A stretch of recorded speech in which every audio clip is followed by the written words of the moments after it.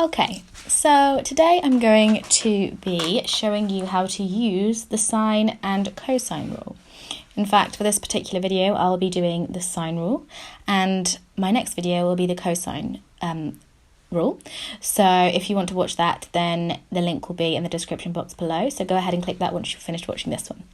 So the example I'm going to take is a non-right angled triangle, because the sine and cosine rule work for non-right angled triangles, as the SOHCAHTOA rule is for right angled triangles.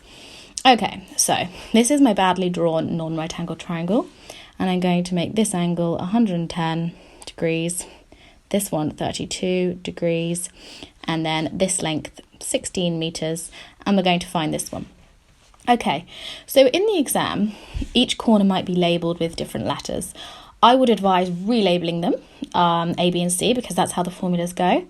Now, whatever length or angle you're trying to find, I would advise labelling that one A, because then it's easier to use the formulas.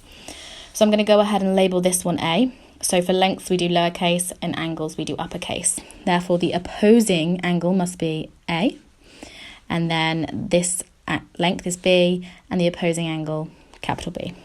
So we're not actually using a third length or angle here, so we don't need the C element to the formula.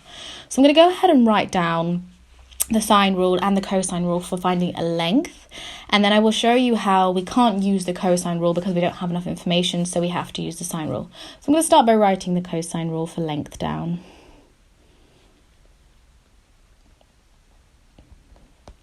So it starts a squared equals b squared plus c squared minus 2bc cos a. Okay, so we're trying to find a squared. Then we need b squared, which we could easily do, plus c squared. Now, we already hit our first obstacle. We don't have the length c. So we immediately know we cannot use that rule. So we're going to go ahead and try the sine rule now. So it's a process of elimination, really, unless they specify which rule to use in the exam. Okay, so the sine rule for length goes, if we're trying to find a length, it's A, lowercase on top, over sine A equals B over sine B.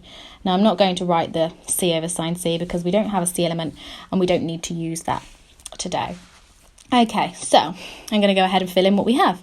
So A is X, sine A would be sine 110, equals B, which is 16, over sine B, which is sine 32.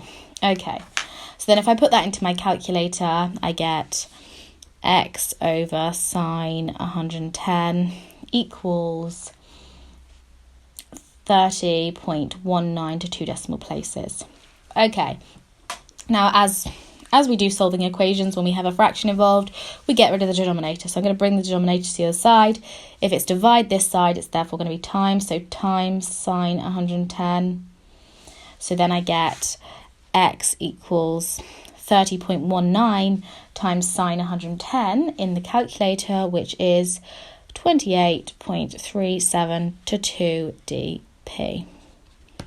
And there we are. There we have it. Oh, and don't forget your units, meters. Okay, so that was a very short, quick introduction to the sine rule. I hope you enjoyed it. I hope you found it helpful. Again, click the link in the description box to see the cosine rule. And thank you for watching.